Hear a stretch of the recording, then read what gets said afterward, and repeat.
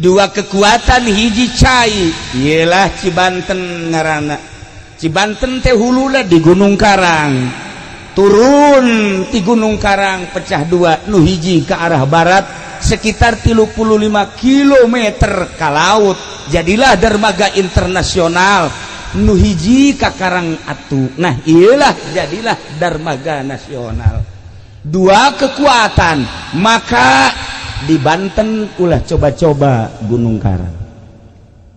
Pusatna adalah Gunung Karang. 1 juta kali garaga orang Banten teu nyaba ka Gunung Karang moal aya kekuatan. Gunung Karang titisan ti baheula. Dongeng almarhum Abah kula waktu masantren di Sekong. Hayangnya baka guru gas umur 7. Berangkatlah tiluan. Nu hiji ngaranna Wes Kurni urang Tangerang kabeh. Nu hiji di Samsudin berangkat di ditu. Nu dua sombong. Sebab puasa bae nu duaan mah. Sia Madam Yati neuk naik ke Gunung Karang teu puasa, mopo sia kajen ku kumaha ge. Ye aing ye. Hijib nasor geus dikelek. Hijib naon deui si dieu? Hijib saepi mah komo. Ah anginna ge geus ambalaya. Ya tuturkan aing ke asal naik ke Gunung Karang siap tuturkan deulekeun aing mah naik angin jakna. Begitu datang wallahu alam ka mana maropo kabeh. Teu kuat nu dua mah. Alah cenah dameti aing mah teu kuat. Teu kuat cenah ieu. Aing mah moal bisa terus ka ditu geus teu kuat teu kuat. Kuasi nyaritakeun teu kuat. Tapi almarhum Abah kula masyaallah ketika tawadu di harapan Gusti ya Allah ya Rabbi, abdi mah ngarasa puasa tilok dahar beki wiridan tilok, tapi abdi hayang ka patilasan Syekh Maulana Mansur di luhur. Abdi teh hayang datang ka tiba-tiba kunaon aya rumawa wallahu alam sabaraha menit datang ka luhur. Datang ka luhur teh sorangan, ai batur aing eueuh sakieu ieu. Aing sorangan cai loba. Sieun ku sebab lo sorangan bae di luhur. Di jamaah mandi dan lain sebagainya. Turunnya jalan mana ya jakna? Sebab tadi perem datang ke luhur. Tapi tidinya dengan penuh ketawaduan deui, tiba-tiba dibawa deui. Datang deui ka babaturan keur ngagaloler bae kieu. Masya Allah. Rahasia Gunung Karang. Namun dibawa takabur bahaya. Sebab lain baheula bae kuari emang eueuh ieu anu keur tapa aya. Nu keur tapa di Gunung Karang kuari urang Jawa Timur kabeh, urang Jawa Tengah jeung Jawa Barat termasuk Banten eueuh. Nu keur tapa kuari di Gunung Karang urang Jawa Timur. Nu geus turun 5 poe ka tukang urang Jawa Timur keneh. Tapa di Gunung Santri, di Gunung Karang, di Banten. Balik kita mampir ka imah. Moal dicaritakeun ka ditu nama. Ngan urang Jawa Timur kuari aya kene urang Jawa Timur. Ieu teh geus dieusian kudu tapati baheula datang ka kuari. Nah, panjang urang mun nyaritakeun Gunung Karang, mantak hadiahna ge teu barang sambarangan. Assalamualaikum warahmatullahi wabarakatuh.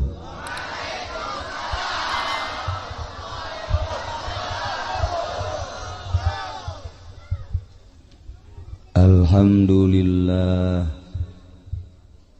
wassalatu wassalamu ala rasulillah wa ala alihi wa sahbihi wa mawala amma ba'du.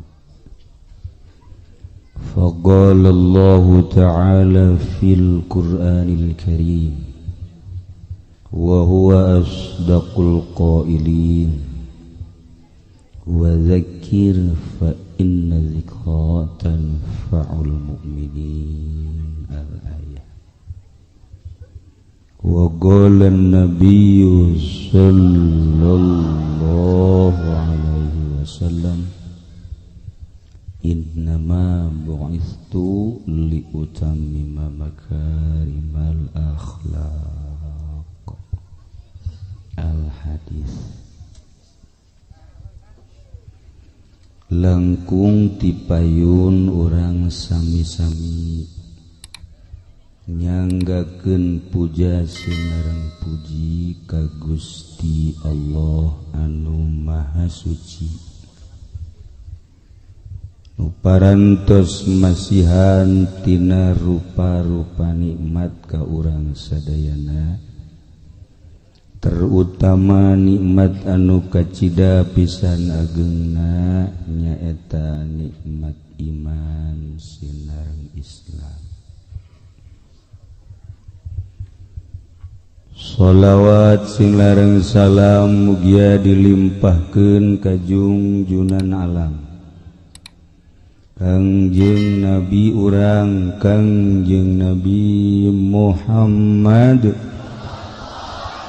sallallahu alaihi wasallam katut ka para kaluargina oge ka para sahabat-sahabatna rauh para tabi'in atba tabi'in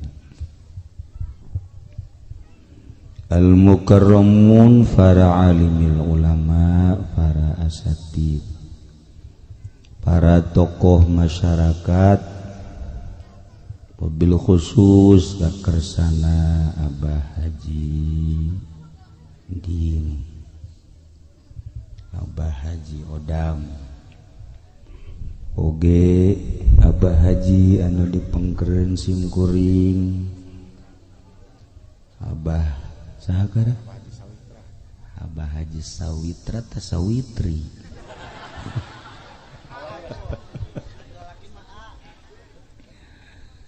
anu ngajantenkeun wasilah sumpingna simkuring ka dieu kumna para kiai para ustad para kasepuhan ahli-ahli pasir angin anu kacida pisan mun kusim kuring dimulyakeun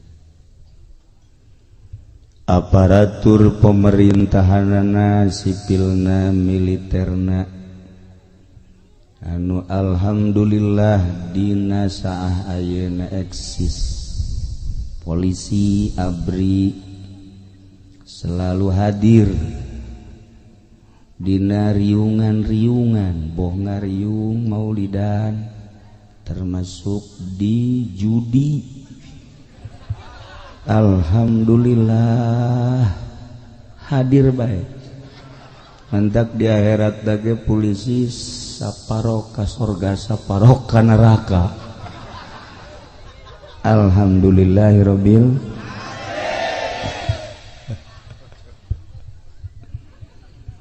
terakhir kapanitia penyelenggara PHBI alhamdulillah kuasilah kerjasama para panitia masya Allah ieu nu hadir lain jelema kabeh meureunnya manya di gunung loba amat jelema ieu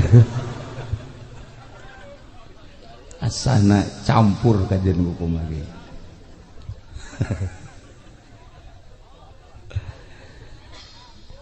simkuring nyangka di gunung mah paling ge 100-200 ieu mah jelema ngarebu asana ahli kubur ge hadir bae lamun kadeuleu di dieu aya tah ngareneng supaya geus jadi mayit sebenarnya mah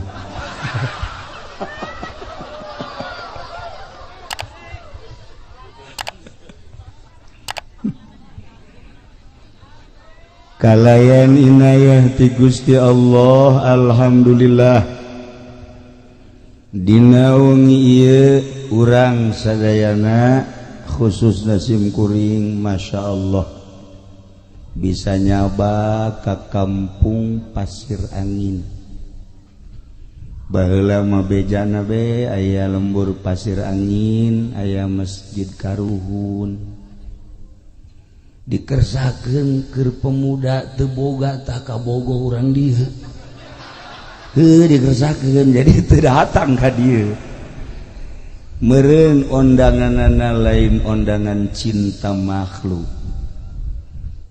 ternyata meureun ieu hadir ka dieu diondang ku karuhun ahli Gunung Karang. Cinta maletik mah urusanana. Lah sapira cinta kawin anakan bereyak beres. Gesan tapi cinta ka para arwah ahli-ahli Allah ialah anu bakal manjang kekuatan keyakinan urang.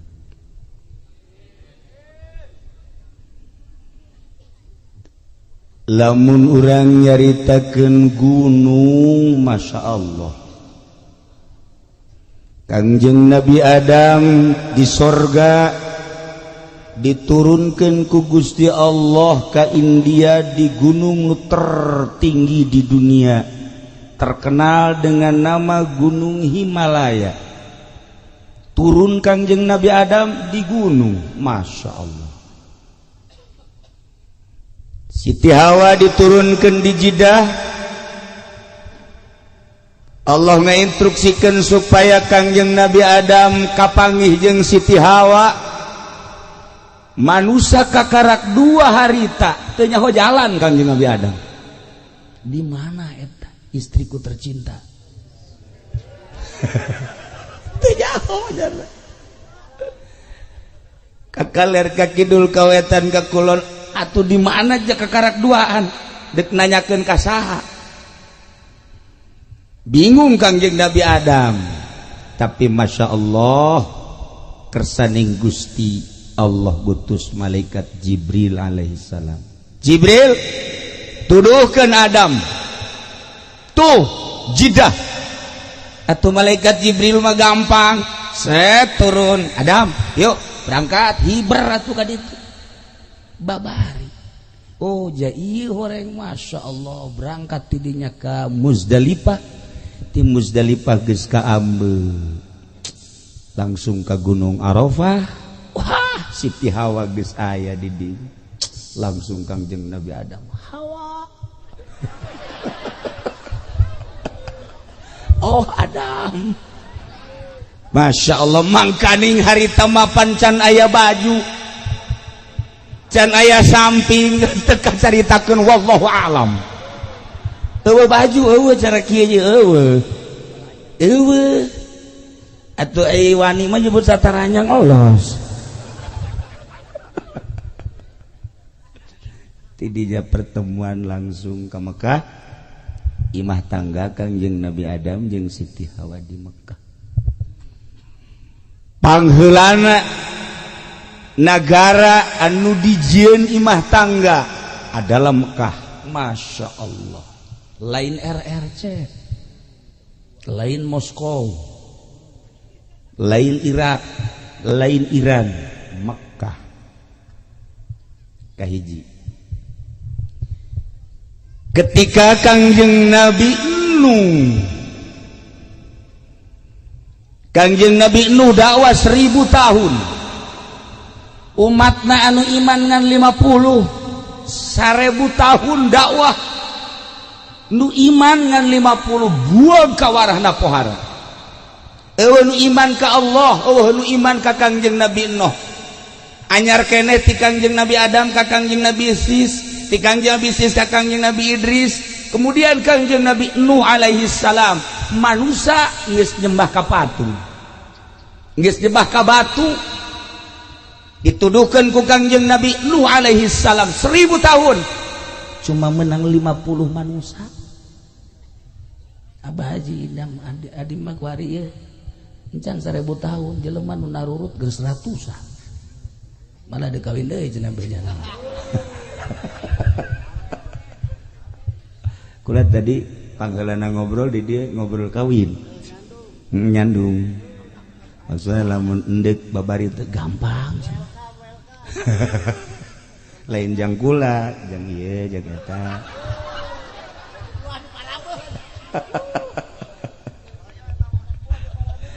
Ngan urang dieuna embungeun. Kangjeng Nabi Nuh diinstruksikan ku Gusti Allah, Nuh nyieun kapal. Nyeunlah Kangjeng Nabi Nuh kapal. Masyarakat kaget, Nuh nanaonan tolol teh jelema nyeun kapal mah nya di lembur. Kapal mah kuduna ge di laut. Ieu mah di tengah-tengah nagara nyeun kapal, cai ti mana diseungseurikeun. Gancang cerita da makajeun seungseurikeun ge ieu mah perintah Allah. Kangjeng Nabi Nuh dakwah ngajak lamun hayang salamat milu ka kapal simkuring. Lamun embung salamat dikerem bakal. Alah cai ti mana cakaom Nuh mata. Ye tah.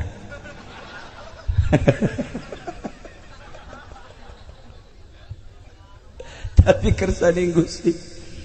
Atuh emang deuk dikerem keluarlah cai. Ngagorolot-gorolot keluar terus. Makanya keluar daga lain ti sumur, lain ti walungan, lain ti wahangan, lain ti luhur. Tapi eta cai keluar ti paranti masa. Naon paranti masa? Ti hau. Model keluar cai ti hau. Terus golontor. Oh gede kakerem naraek lah ka kapal. Cuman 40 pasang. Kangjeng Nabi Nuh putrana 4. Hiji Kan'an, 2 Yafis. Nu 3 mah iman, Kan'an mah henteu. Yafis Ham, Sam iman, Kan'an mah putra Nabi sorangan kafir. Rahasia Allah Subhanahu wa ta'ala. Angkleng-angklengan kapal Kangjeng Nabi Nuh morek nyaritakeun dongeng Kangjeng Nabi Nuh deuk nyaritakeun ge singgahna kapal Kangjeng Nabi Nuh dina Al-Qur'an dicaritakeun judi di Gunung Judi. Kuari dengan terkenal Gunung Ararat Turki. Geus kayahoan kuari geus kapanggih panjang kapal Kangjeng Nabi Nuh, lebar kabunyu kapal Kangjeng Nabi Nuh lantaran aya di Gunung Judi. Masya Allah geus ngabatu jadi batu di gunung. Mentak gunung boga sejarah. Panjang urang mun nyaritakeun tentang gunung. Begitu Kangjeng Nabi Musa deuk mukalama jeung Gusti Allah panggil ka Gunung Tursina. Sinai wattini wazaituni waturi sinina wa hadzal baladil. Begitu sim kuring ka Mesir harita mana ieu gunung Sinai nu aya di Quran. Ternyata horeng lain cara gunung di dieu. Sim kuring mah ngabayangkeun teh mungkin kos gunung Santri, kos gunung Karang. Masya Allah di Mesir terus ka Yordan terus ka Israel, Palestina, gunung eta teh panjang. Kulinanya pen bahasa Arab saeutik Sinai. Kulo Sinai cak kultu cak gaidna. Kabeh ieu Sinai, ieu kabeh gunung Tursina. Aing kumaha ngomongna deui atunya. Ieu gunung urut Kangjeng Nabi Musa nu mana? Begitu ditanyakeun aya horeng gunung Sinai teh panjang ti Mesir datang ka Yordania. Ngan ayah hiji gunung urut mukalamah Kangjeng Nabi Musa alaihis ketika dipanggil ya Musa ikhla na'laik. Tidinyalah gunung anu bersejarah Gunung Sinai. Ketika Kangjeng Nabi urang umur 35 tahun naik mendekati umur 40 tahun. Satahun deui ka diangkat jadi rasul dikersakeun ku Gusti Allah. Loba teu hayang kapanggih jeung jelema, hayangna nyepi Kangjeng Nabi. Hayangna nyepi di kamar teu puas Kangjeng Nabi nyepi sehingga neangan di mana inu leuwih sepi.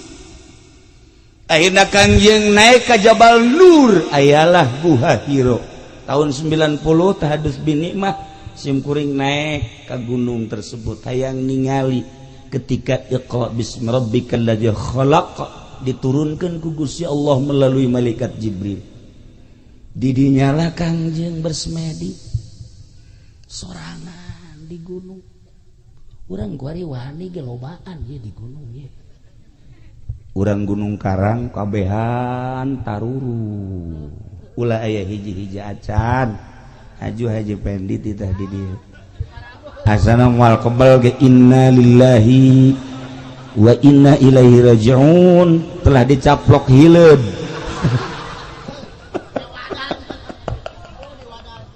geus jasada modar emang teu sangar kitu Gunung Karang Masya Allah lain lah laga nah ieu gunung sehingga Kangjeng Nabi bersemedi kholwah ibadah mantep ka Gusti Allah nu ngahalangan tafakur salat Kangjeng meja encan diinstruksikeun pas umur 40 tahun di gunung etalah turun Iqra bismi rabbikal ladzi khalaq khalaqal insana min 'alaq Iqra wa rabbukal akramul ladzi 'allama bil qalam 'allamal insana ma lam ya'lam. Gegeter Kangjeng begitu turun Iqra ya Muhammad Iqra ma ana biqoriin cek Kangjeng kuring mah teu bisa maca Iqra ya Muhammad ma ana biqoriin kuring teu bisa maca Iqra 3 kali Iqra ma ana biqoriin ditangkep ku malaikat Jibril langsung dibacakeun Iqra bismi rabbikal ladzi khalaq khalaqal insana min 'alaq sakumaha tadi Kangjeng malaikat Jibril naik deui ka langit Kangjeng Nabi turun ka handap dengan ngegeter diberi wahyu Iqra bismi rabbikal ladzi khalaq di gunung turun Masya Allah lamun nyaritakeun tentang pergunungan begitu simkuring nyaba ka Kiai Zainuddin di Lombok almarhum Ki Zainuddin langsung Pak tempel jeung simkuring nyaritakeun kieu di Lombok gunungnya tinggi-tinggi di Jawa banyak gunung tapi gunungnya tidak terlalu tinggi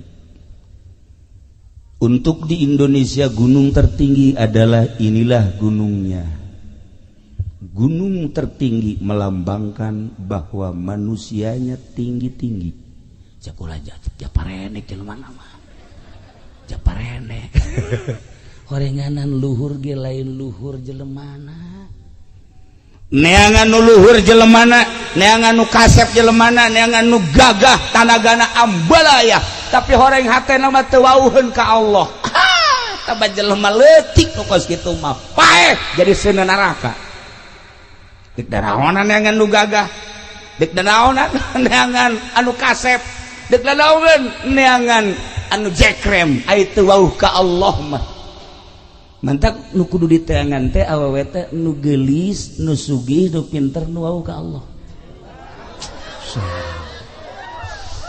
perasaan tiis kana hate geulis aya di nyana pinter aya di nyana Masya Allah turunan aya di nyana tarariis wauh ka Allah mah nawaran kan ka salaki ya pan wauh ka Allah kakak mumpung ora kene jaimah geus teger mobil geus boga perusahaan geus aya kak atuh laksanakeun ayat Quran fankihu ma tobalakum pan aya wauh ka Allah mah tarariis kana hate Masya Allah neng sugan teh neng teu kitu gegeraan sakena atuh mumpung ngara kene ngan lamun kakak kawin kula anterkeun ka bapak tah mah tolol teu wauh ka Allah tah pangaranna nu wauh moal atuh nawaran teh ikhlas sod ikhlas ya kari ieu carita gunung tahun 1526 mulai Islam nyerang ka Banten cuman 1 tahun kekuatan Islam utusan Demak dari 1526 hanya sampai 1527 tidinya dikuasai deku Hindu tarurunlah Portugis, tarurunlah Denmark, tarurunlah Inggris, turunlah Belanda, turunlah RRC, turunlah Saudi Arabia, ngumpul kabeh di Banten, nuntung nu kumpul kabeh di Banten, kumpulna di Banten teh teu warau ka Allah kabeh ge, nu nyembahna ka batu, nu nyembah ka kayu, nu nyembah ka tatangkalan, nu nyembah ka panon poe, acak-acakan Banten teh. Masya Allah karim. Tahun 1670 Demak ngutus Sunan Cirebon, Sunan Gunung Jati, Syekh Syarif Hidayatullah beserta putrana Syekh Maulana Hasanuddin. Berangkat Syekh Syarif Hidayatullah jeung Syekh Maulana Hasanuddin ti Cirebon ka Banten duaan. Can aya mobil, can aya kendaraan nu sejen. Ti Cirebon berangkat ka Banten cuman 1 jam. Naik naon cenah Kiai? Wallahu a'lam. Beja nama peureum doang aya babacaan la ilaha illallah, malah dibacakeun ya ku si direkam. Engke aing mah teu bisa hiber sia bisa deui. Rugi aing ah. Moal wakalanan ke ka Abah Haji beta bebejana teh. Moal waka eta mah kudu ojol jeung sapi. Sajam di Cirebon, masyaallah. Kula mah naik mobil, kula naik mobil. Aya aturan naik Avanza rada lambat, naik Innova rada cepet, kuari mah kebenaran naik Lexus cepet. Tapi naik Lexus ge asal dibarengan bae ku ieu angel. Pembawaanna ieu Masya Allah aneh kula ge. Mata kadang-kadang aya dibawa kumaha teu dibawa kumaha. Nu ukuran ditempuhna kudu 5 jam, ieu mah 12 jam. Bawaan berabe. Iya be ya orang ya, kuari orang kan memperingati Kangjeng Nabi. Kangjeng Nabi mapan manusia terganteng, terkasep, terpinter. Ingat ke Kangjeng Nabi, kasep Kangjeng Nabi mah. Ingat ke Kangjeng Nabi, ganteng Kangjeng Nabi mah. Ingat ke Kangjeng Nabi, pinter Kangjeng Nabi mah. Ingat ke Kangjeng Nabi, segala-galana di Kangjeng Nabi. Jadi orang memperingati jelema nu ganteng jeung kasep. Kangjeng barang leuleuh ka dieu, iya kari. Atuh teu akur teh angkat. Perasaan ngadenge Kangjeng Nabi na Masya Allah. Leuleuh ka dieu hayang utah. Lamun leuleuh beungeutna, tapi lamun leuleuh hatena leuwih kejam. Iya kari. Nah, ieu Syekh Maulana Hasanuddin teh ka dieu duaan ka Banten disebut Banten Girang. Begitu ningali peradaban manusia, kekokohan, kebiadaban anu luar biasa. Kerajaan dikuasai ku 3 raja. 1 Raja Siwa, 2 Raja Darga, 3 Raja Brahma, aya 4 terkecil Raja Ganesha. Masya Allah, buatan lain bantrak-bantrakeun.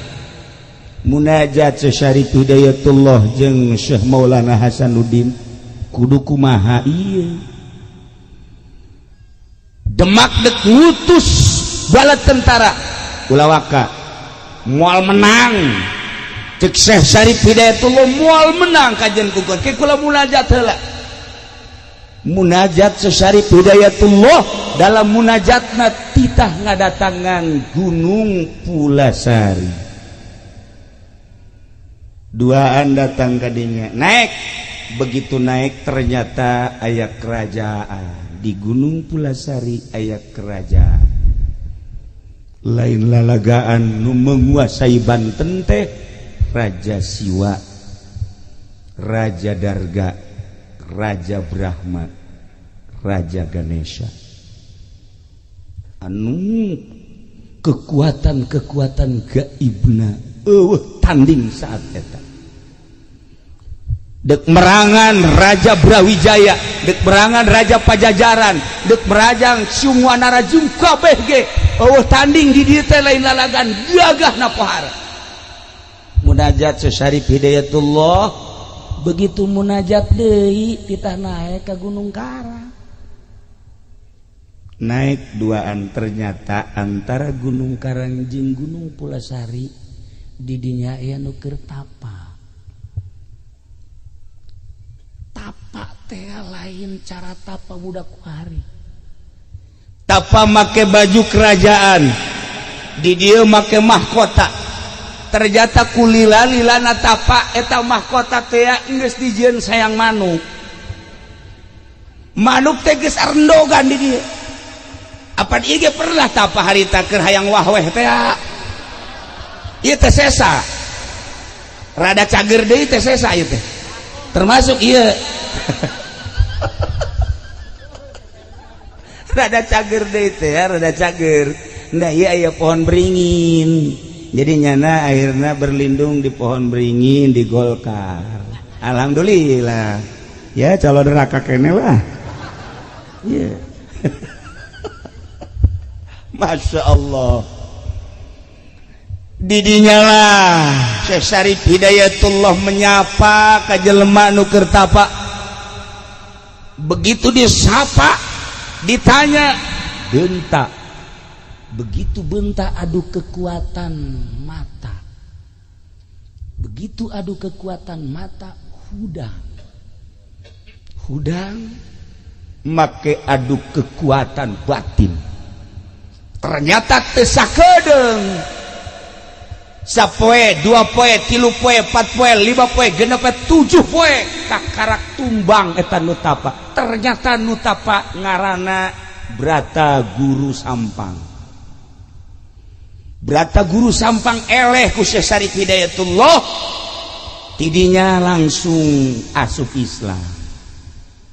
Begitu baca 2 kalimat syahadat, beres baca 2 kalimat syahadat, cik Brata Guru simkuring alhamdulillah menang hidayah, ngan simkuring moal ilu campur tentang Gunung Karang, Gunung Pulasari jeung Banten, simkuring mah erek indit ti dieu.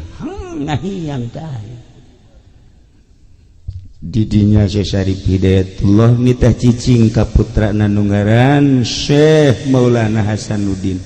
Hasanuddin maneh tapa tah di dieu di batu ieu.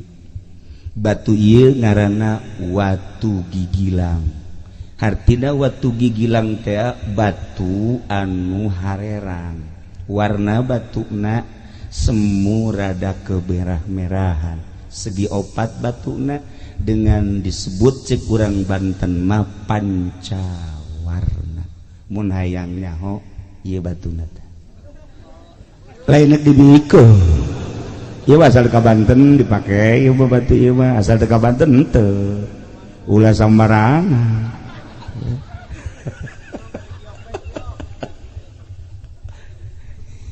Batuna nu dipake tapa adalah 2 meter persegi. Syekh Maulana Hasanuddin tapa di dinya. Sapoe 2 poe 3 poe teu caritakeun sababaraha poena ngan sakieu doang amatna Syekh Syarif Hidayatullah anjeun tapa di dieu hiji datang ka ulah aya nu di aku. Satungtung maneh aya keneh nu di aku, maneh moal bisa ngalehkeun raja-raja Banten. Lamun geus teu di aku kakarak batur bakal nurut. Aya cai ulah di aku, aya angin ulah di aku, aya batu ulah di aku, aya cacaang ulah di aku. Andai kata aya reungit nempel ulah dikukubahakeun lantaran eta reungit ulah di aku. Aya nu boga cai, aya nu boga angin, aya nu boga reungit, aya nu boga orai, aya nu boga hewan-hewan kabeh nu aya di dunia ieu terutama nu ngageugeuh di Gunung Karang aya nu boga. Ketika maneh geus teu ngaku kana sagala rupa nu aya di alam dunia ieu kabeh bisa dipergunakeun jang perang. Maneh tapa teh sakitu bae teh sok cirina di mana-mana ieu batu geus bisa ngangkat berarti maneh geus lulus. Lain-lain bantrak-bantrak geuneun tapa dek perang teh tapa heula kuari mah dek demo dahar mah lulu dek perang teh tapa Syekh Maulana Hasanuddin teh Masya Allah karim tapa ada di dieu Dewan Taksim kuring ka dieu Masya Allah datang ke sepuhan ka ditu sakali moal datang ka 2 kali henteu datang ka 3 kali kasurupan di ditu kasurupan dia kasepuhan teh kula ge rada kaget ngetikeun taneuh hadena lain aing nu diketuj mun aing ge lawan ku aing ngan pasti aing eleh kakarak rada mikir can diterima ka 4 kali aya karuhun di dieu sumping. Nah iyalah salah satu realisasi tina 5 kali ngundang ka ditu mun henteu hadir moal ka dieu simkuring. Alhamdulillah dina sacenah. Sakieu nu hadir sok aya nyaho. Ulah sok aya nyaho pokona mah ente mah ngaraji, bae pokona mah geus beres ngaji menang 5 10 tahun kawin geus. Geus beres. Anakan bae dihitung 12 bae anak. Nah itulah Syekh Syarif Hidayatullah. Begitu Syekh Syarif Hidayatullah terus tapa didinya teh Masya Allah nu datang teh berata guru sampang deui nu geus asup Islam saenggeusna dipapatkeun kakarak batu bisa ngangkat.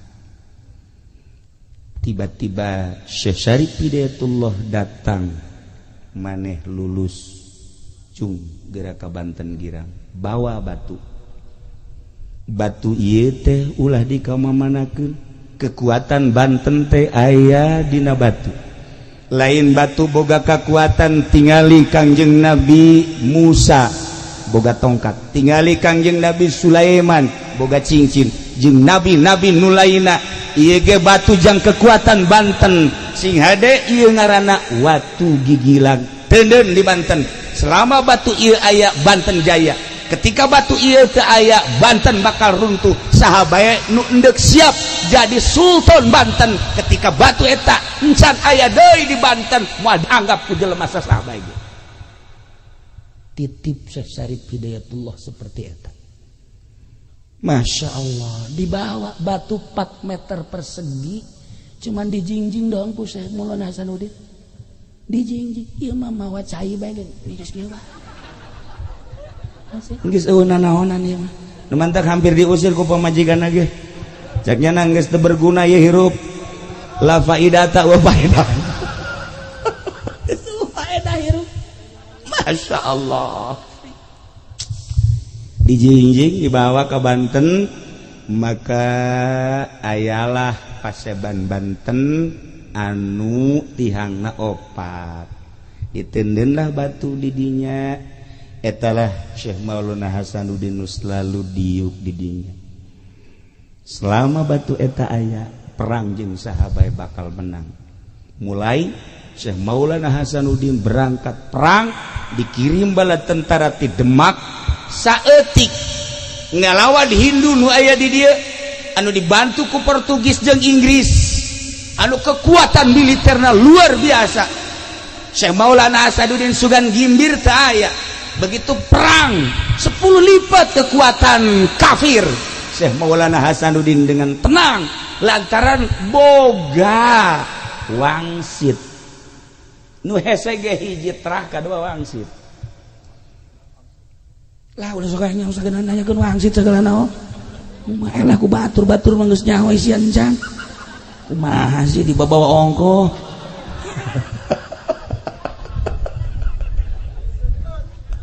aduh Masya Allah dah begitu ngayakeun perang anu bala tentara militer saeutik ti Demak hampir eleh menghadap ka Gunung Karang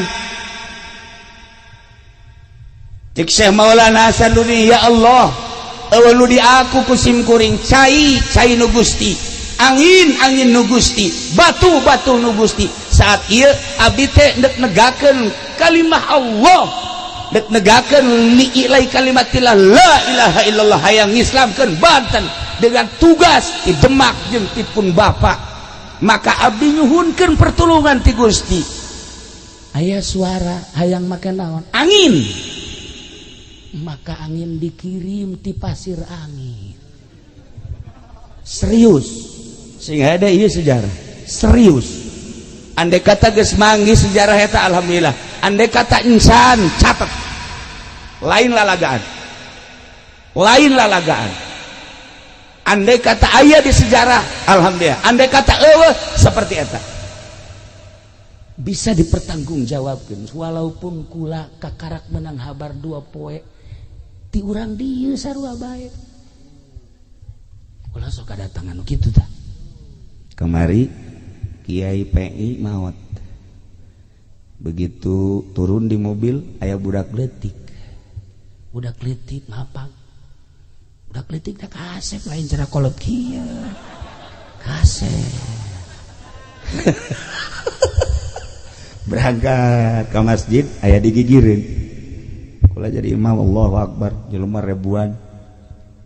Terus nuturkeun makam ka makam nguburkeun nyana di dieu tah. Di dieu ngobrol jeung kula. Ngobrol naon cenah cak di Nurjaya tah. Rahasia tuh. Nyana ge hayang nyaho nanti ngobrol naon cenah ge sok hayang nyaho bae. Ngobrol cinta ye. Ngobrol geus beres. Kula talkin eueuh. Kula nanya Ki Nurjaya, saya teh budak leutik. Ci, sugan teh bawaan kiai cenah. Nanya deui ka adik kula, "Ci, sugan teh saha?" Teu nu nyaho. Nanya deui ka hiji kiai, "Jak kula beut neuleuh cenah kiai." Neuleuh dia bangsa nu ka kos karaya. Wah, ieu mah ka hijab di kieu mah tuh. Henteu nu kieu mah. Bangsa nu karaya mah moal. Mun orai neuleuh. Bangsa nu leuleuh ngomongnya na ngobrol jeung kula. Eueuh. Ieu ge aya nu datang masyaallah.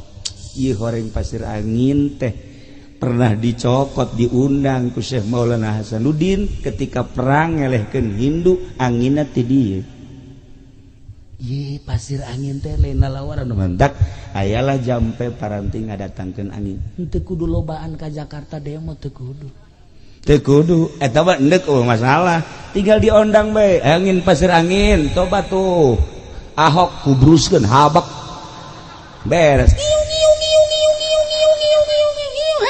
Hayus ya. Asal geus datang angin pasir angin masyaallah. Lain lalawar di aya liangna ngan liangna teu kadeuleu. Nu kadeuleu liang anak we di dieu mah. Liang eta teu kadeuleu liang angin eta mah. Tapi insyaallah urang-urang dieu paham aya nu paham. Nah, dua kekuatan hiji cai ialah Cibanten ngaranna. Cibanten teh huluna di Gunung Karang. Turun di Gunung Karang pecah dua, nu hiji ke arah barat sekitar 35 km ka laut. Jadilah dermaga internasional. Nu hiji ka Karang Atu. Nah, iyalah jadilah dermaga nasional. Dua kekuatan, maka di Banten ulah coba-coba Gunung Karang. Pusatna adalah Gunung Karang. 1 juta kali garaga orang Banten teu nyaba ka Gunung Karang moal aya kekuatan. Gunung Karang teh titisan ti baheula. Dongeng almarhum Abah kula waktu masantren di Sekong. Hayang nyaba ka guru gas umur 7. Berangkatlah tiluan. Nu hiji ngaranna Wes Kurni urang Tangerang kabeh. Nu hiji di Samsudin berangkat di ditu. Nu dua sombong. Sebab puasa bae nu duaan mah.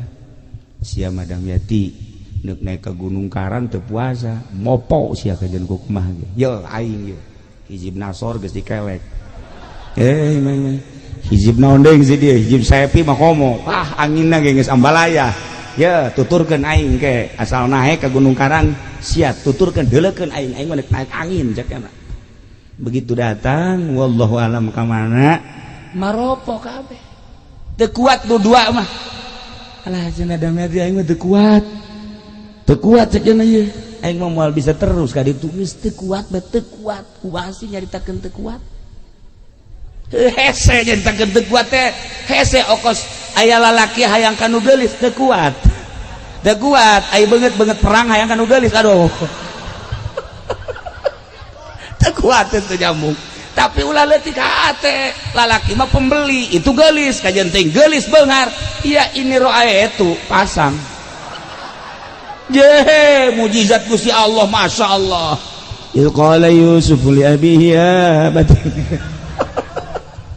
ngaji memang ngaji amil eta heula nah lah urang dia mah geus leuwih nyaho pokokna urang kulon mah bangsa perpeletan mah atuh perpeletan mah ilaku mah teu ieu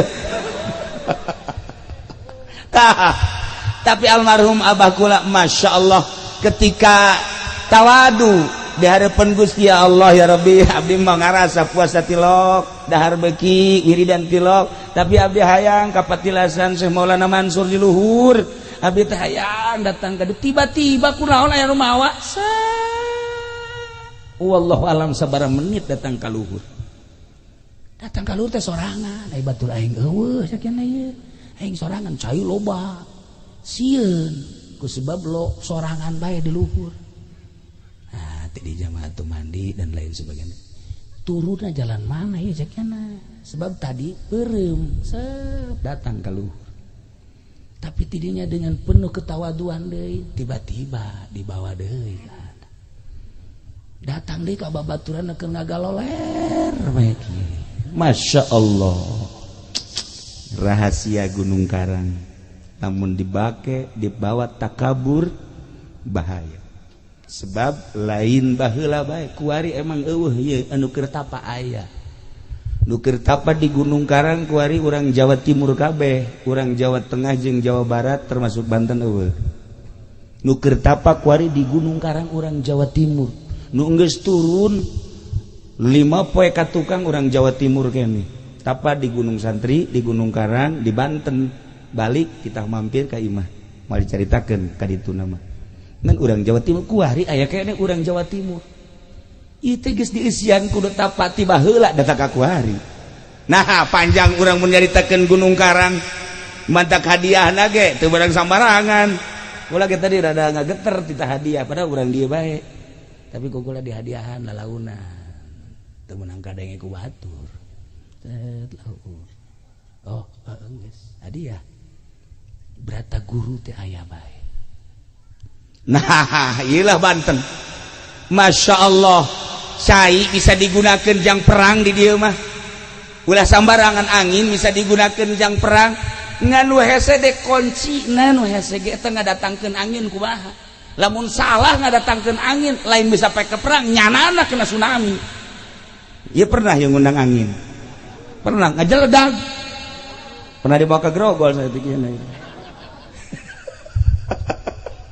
tak itulah para jamaah kaum muslimin wal muslimat rahimakumullah ieu Banten mengenai tentang Gunung Karang jeung Gunung Pulasari ieu batu anu aya di Banten tersebut dipindahkeun ka Surakarta Jaya dipindahkeun deui ka Banten ketika Banten ngangaranan angin di ngaranan lah angin teh ku ngaranna opat Pangeran Kidul, Pangeran Kaler, Pangeran Kulon, Pangeran Wetan dipakailah ngarat salah satu opat incu daripada Syekh Maulana Hasanuddin eta teh julukan ngaran angin Kidul, angin Wetan, angin Kulon, angin Kaler nah lamun endek coba-coba ngundang angin tersebut apa ti Kaler, apa ti Kidul, apa ti Kulon aya bahasa tertentu aya keneh karuhun urang di dieu insyaallah anu lamun huru-hara gede bakal tarurun di Gunung Karang mudah-mudahan karuhun urang masih keneh ningalikeun urang mudah-mudahan karuhun-karuhun orang masih dedeh jeung nya neuleuh ambalaya anak incu na beuh ieu geus teu puguh arah mana nu bener mana nu salah geus teu puguh arah carita partai dikemas siga bener padahal jerona ambalaya carita organisasi siga bener dikemasna luar biasa bagus ternyata jerona bok-brok pondok pesantren kadeluna bagus dikemas berbagai ngaran pondok pesantren ternyata jerona masya Allah selama hubud dunia moal beres karuhun bakal ngutuk gila gunung karang. Para jamaah kaum muslimin wal muslimat rahimakumullah saat ieu batu nu pernah dibawa di ka Banten aya salah sahiji incu Banten anu nakal maka batu tersebut teh moal dibejakeun ngaran anu mawa batu tersebut kemudian didagorkeun kana sirahna semplek jadi batu gigilang eta semplek jurukna saeutik urutna hajar salah satu incu Syekh Maulana Hasanuddin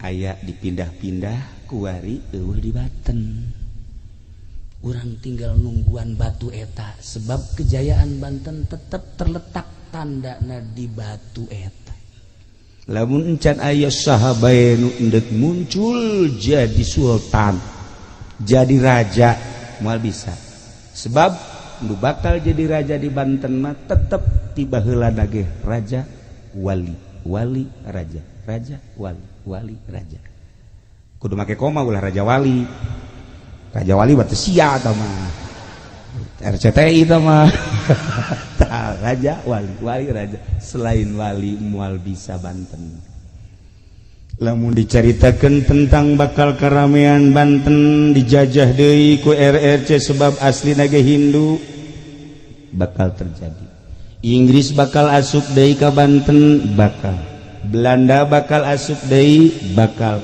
cuman tetep nu bakal numpas Arab kene percaturan tentang Banten seperti eta selama batu encan muncul deui tetep Banten moal boga kekuatan gitulah sejarah ala kadar urang kuari sabodo tama tentang eta ieu mah supaya nyaho bae heulana masih panjang lalakona urang sebagai generasi sing hade sebab Kangjeng Nabi muncul dengan kekuatan anu luar biasa tapak Kangjeng Nabi Musa muncul dengan kekuatan anu prima tapak Wali Sanga muncul dengan kekuatan anu prima tapak Syekh Maulana Hasanuddin babat Banten pada tahun sekian sampai tahun sekian dilanjut ku Syekh Maulana Hasanuddin Syekh Yusuf dilanjut Syekh Mapai dan lain sebagainya tarapak kabeh lamun urang kuari jadi kokolot jeung jadi kiai masih keneh beuki duit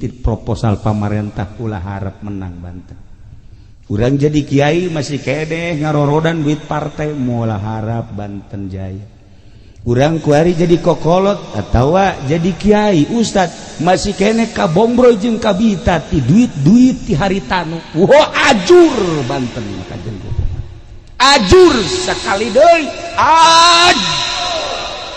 siata nu neruskeun mata aing mah toser doang seperti eta dek narima dek henteu hak ente kabehan sekedar sejarah kekuatan Banten dicekel ku ahli-ahli tapak urang boga Syekh Mansur urang boga Syekh Hasnawi teh raja Banten cuman mastur mantak ketika renovasi diberi kewenangan Syekh Hasnawi Caringi setelah eta kadieuna teu muncul kembali insyaallah engke ge aya kuari ge geus daratang gakula nu negara di sultan alah ieu ge hayang jadi raja atau raja koang-koang Masya Allah karim alhamdulillah lamun di Banten geus aya nu diangkat jadi sultan aya deui nu hiji hayang dinobatkeun dia jadi mangga bae tah mah mangga bae ai pas mah masalah tapi kula geus ngangkat sorangan raja setan alhamdulillah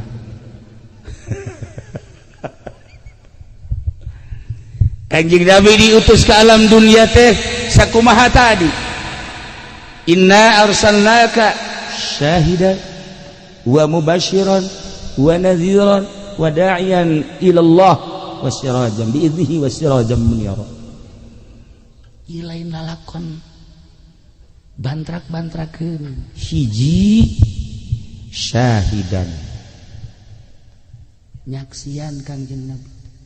Nyaksian teh Kanjeng Nabi mah lain nu sababad, lain anu sazaman, tapi nyaksian teh katukang. Nyaksian ka kaum Kanjeng Nabi Isa, nyaksian ka Kanjeng Nabi Musa, nyaksian sampaikan ke Kanjeng Nabi Adam, masih siap Kanjeng Nabi syahidan jadi saksi padahal teu kazamanan.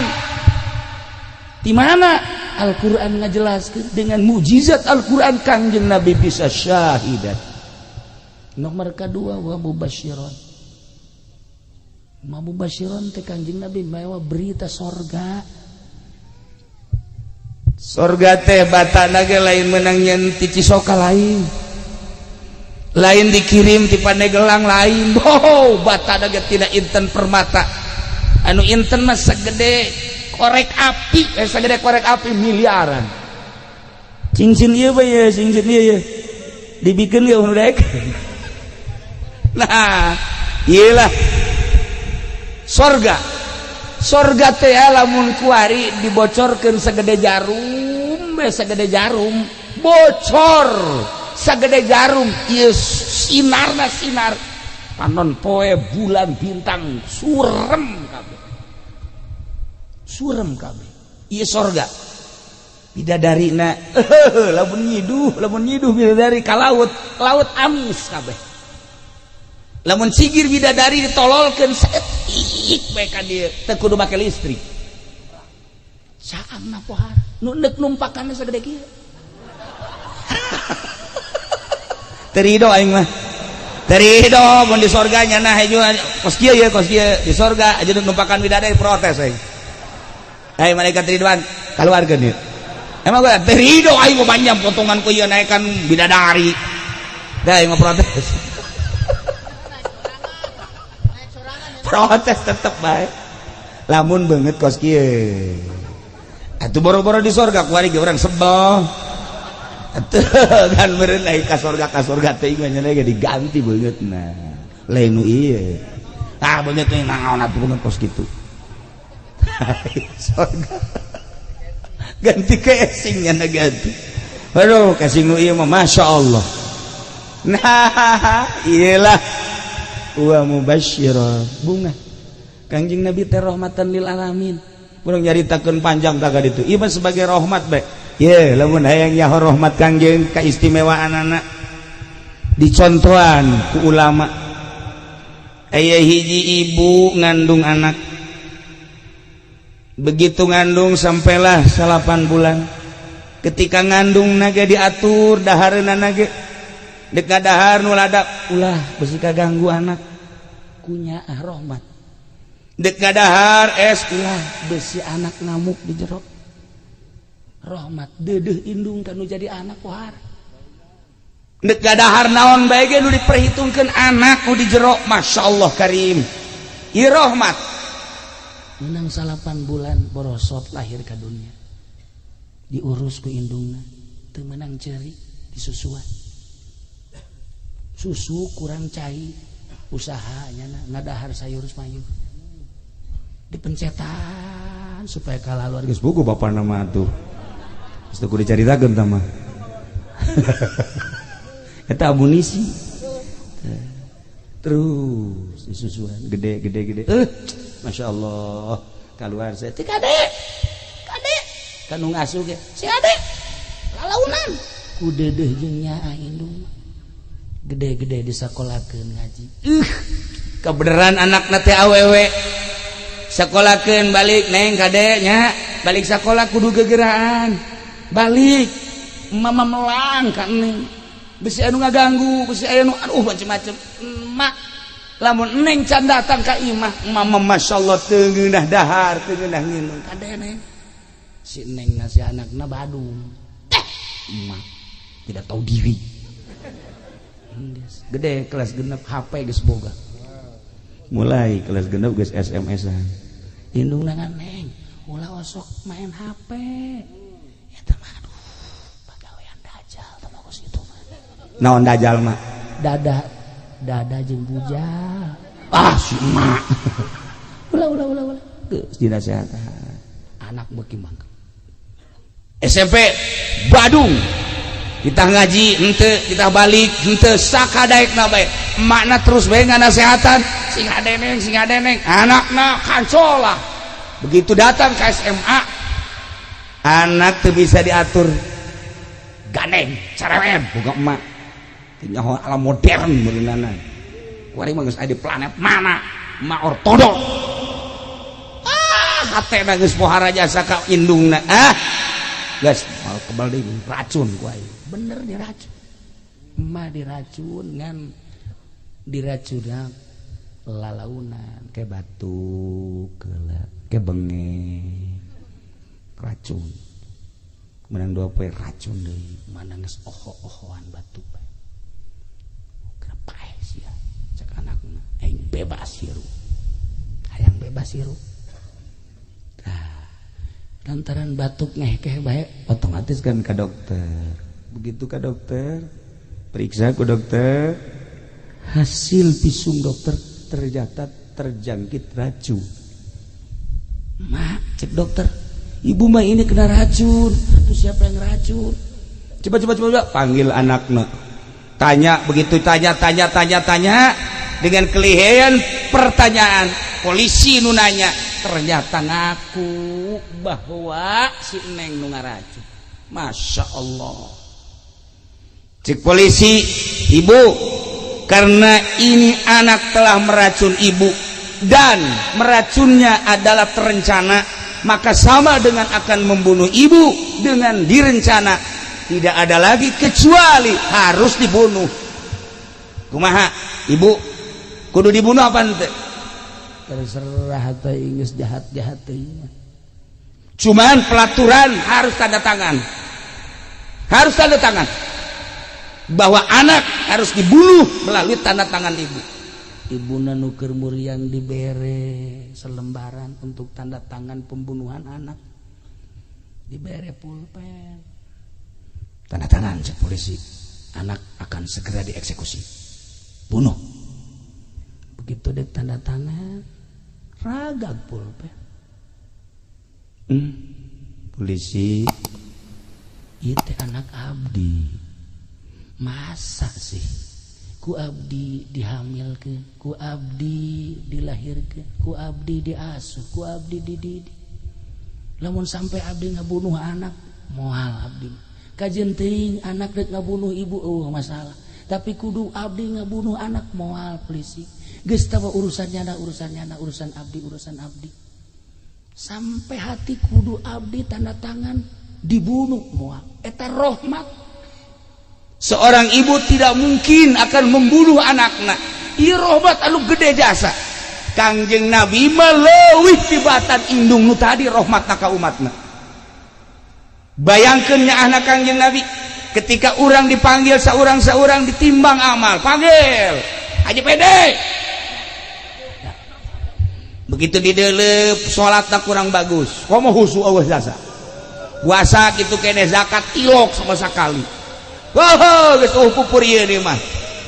Cek malaikat ieu bae kudu digusur ka neraka. Cek Kangjeng Nabi, ulah wakad di ka nerakakeun. Kos kieu-kieu ge nyana pernah maca salam, pernah maca sholawat, di hatena aya ngaran aingan cek Kangjeng Nabi. Geus ulah dideuleuh Haji Pendina emang nyana mah suluh neraka. Tapi nu dideuleuh Muhammadna. Ku deudeuh jeung nyaahna Kangjeng Nabi. Lamun cacak-cacak Kangjeng Nabi, polisi mah kuabeh ka neraka. Ka neraka atuh disebeleun masyarakatnya polisi mah. Atuh mana polisi pigeunaheunana coba ge urang teh motor tangkap ku polisi. Eueuh SIM tilang. Mantak naon sih jawab, Pak? Sekali-sekali nanti harus hati-hati ya. Suratnya bawa, SIM-nya bawa. Udah dah, sekarang mah karena saya kenal dengan Bapak, udah saya ampunin. Aya nu polisi bos gitu.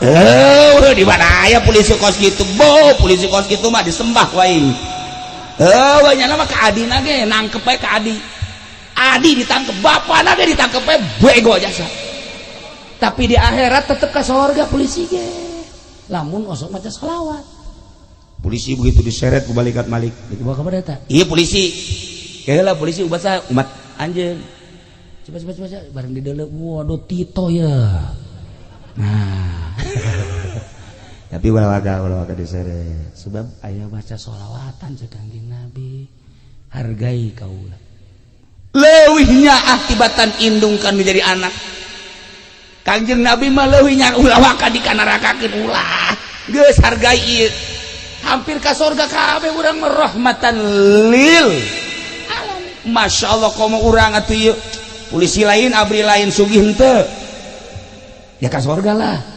jangan loloban akan neraka manu sugih nutruk zakat cara si eta aduh polisi anu kejem itu aya nu teu kejem mah abri anu kejem aya gorega abri teh ya abri teh baheula kieu mah lulu bang wari barang ngaji ka Cilongok sadarnya alhamdulillah ieu insaf ya sesosokna lain lalagaan tuh baheula mau cek wari mah aman ya sorga ada apa ya tenang ya Pak iya udah nanti dilempar sama malaikat jangan jatuh aja ya ya Karim nah iya urang teh akan diuk di dieu teh harapanana hayang menang rahmat Kangjeng Nabi Muhammad sallallahu alaihi wasallam ngandelkeun salat urang pimanaeun ngandelkeun puasa urang pimanaeun ngandelkeun zakat urang pimanaeun haji urang pimanaeun salat ka salat tapi kan kaayaan salat urang kos kieu paingan Kangjeng Nabi ngasupkeun manusia ngasupkeun umat ka surga lain ku amal tapi ku rahmatna ku fadlna masyaallah menta kurang kumpulna di dieu mudah-mudahan urang kasorot ku rahmat Kangjeng Nabi Muhammad sallallahu alaihi wasallam Kangjeng Nabi emang maot atuh henteu boro-boro Kangjeng para aulia Allah ge teu maraot emang ieu hadir di dia emang jelema kabeh atuh lain maksudnya jelema nu hirup atuh nu gaib ge atuh araraya hirup tan da deui ngarembang hadir komo Kangjeng ketika disalamat assalamualaikum ya Rasulullah Kangjeng atuh ngajawab alaikassalam saha sieun salam urang maca sholawat Allahumma sholli ala sayyidina Muhammad wa ala ali sayyidina Muhammad kan lamun ikhlas bagus kaseungit ka ambeuna ku Kangjeng lamun urangna kotor datang mah datang kan bau malaikat kan gitu malaikat urang membaca Quran di jero hate urang maca Quran keluar maca zikir di jero hate teu nyahoeun kan malaikat bahwa urang keur maca naon ngan lantaran ikhlas seungit malaikat ge seungit mendak hadamna malaikat seungit mendak para wali hadamna malaikat seungit ka ambeuna barang ambe ieu cek malaikat masyaallah jurig bararau kamu tuh malaikat udah lamun zikir ya di masjid udah zikir atau wiridan atuh kaambe ku malaikat kumaha ikhlas jeung henteu bagus jeung henteu bakal kajahoanana engke tapi di dunia kene kajawan efek-efek tina wirid-wirid urang jeung ibadah-ibadah urang. Para jamaah kaum muslimin wal muslimat rahimakumullah sakali deui moal dicaritakeun kabeh tadi mubasysyiran wa nadhira wa da'iyan ila Allah. Nah, ieu mah Kanjeng Nabi wa ma arsalnaka illa rahmatan lil alamin. Alam teh masih wallah tangkal kayu alam Kanjeng rahmatan lil tangkal kayu. Laut alam Kanjeng Nabi rahmatan lil laut. Batu alam Kanjeng Nabi rahmatan lil batu. Hewan-hewan nu aya di dunia ki alam Kanjeng Nabi rahmatan lil hewan. Mantak lamun urang geus kasorot ku rahmat Kanjeng Nabi, urang geus mantap ka Gusti Allah, urang bisa berbicara jeung batu jeung tangkal kayu. Lamun Syekh Mansur bisa ngobrol jeung mau. Komo Tuan Syekh Abdul Qadir mah lain bae jeung naung jeung lauk-lauk bisa ngarobrol. Mun Syekh Maghribi bisa ngobrol jeung seluruh hewan-hewan. Lamun Syekh kitu Syekh Ahmad Kabiru Rifai bisa ngobrol jeung nu gara raib. atuh kuari ge sarua para aulia Allah teh bisa ngarobrol. Iyalah rahmat Kangjeng Nabi. Datang ke mana? Urang karahmatan ku Kangjeng Nabina. Karahmatanna datang ke syariat, urang di makom syariat. Datang ke mana? Karahmatan ku Kangjeng Nabina. Rahmat Kangjeng Nabina datang ka thariqah, urang aya dina rahmat thariqah. Kangjeng Nabi rahmatna nyulusup ka sirrun min asrillah, urang aya dina makom hakikat. Rahmat Kangjeng teh aya di makom hakikat. Kitulah para jamaah kaum muslimin wal muslimat rahimakumullah. Malam ieu urang aya di dieu kumpul dalam rangka ngagungkeun ka Kangjeng Nabi urang Kangjeng Nabi Muhammad sallallahu alaihi wasallam, dicatat ku malaikat leuwih-leuwih ku Gusti Allah. Mudah-mudahan kumpulna urang di dieu dijadikeun umat Kangjeng Nabi Muhammad sallallahu alaihi wasallam. Belah dieuna urang dihijikeun jeung guru urang nu saleh jeung para aulia-aulia Allah, belah dituna urang jeung Kangjeng Nabi urang. Saha anu teu indah ketika di akhirat engke bakal aya bendera. Wasiqal ladzina taqau ila jannati zumara. Jabanu takwa bakal digiring ka surga ila jannati zumara. Kelompok-kelompok aya bendera-bendera, engke bendera di akhirat ulah salah neuleuh bendera. Ulah neangan bendera Golkar di Masar.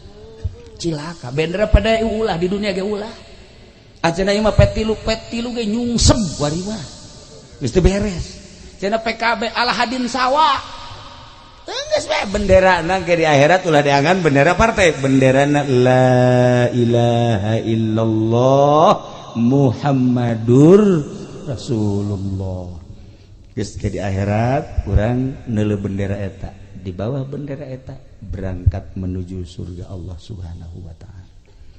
Nyaritakeun bendera loba nu dibikeun ka Sina Abu Bakar, nu dibikeun Sina Umar, nu dibikeun Sina Utsman, Sina Ali, Sina Husain, Sina Hamzah dan lain-lain sebagainya.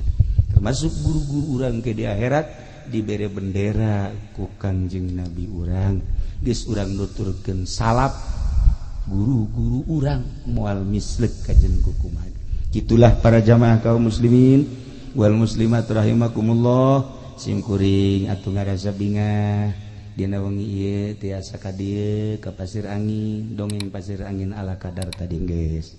Ieu gunung Karang ge ala kadarna geus, gunung Pulasarina geus, kemudian batu-batuna geus. Malah aya julukan-julukan kampung-kampung eta teh di zaman Syekh Maulana Hasanuddin. Insyaallah ke iraha deui aya wangsit sarua bae ngadongengkeun tentang sejarah-sejarah nu patalina tapi jeung karomah-karomah. Nu patali jeung karomah lain saeutik di Banten teh. Insyaallah mun aya izin Allah ke urang carita deui. Ieu mah luar biasa dina wengi ieu sakali deui. Hapunten tina samudaya kalepatan sareng kakiranganana, ieu urang ngadoa ka Gusti Allah. Allahumma salli wa sallim ala sayyidina Muhammadin fil awwalin wal akhirin wa barik wa sallim wa radiyallahu ta'ala an sadatina ashabi sayyidina Rasulillah ajma'in.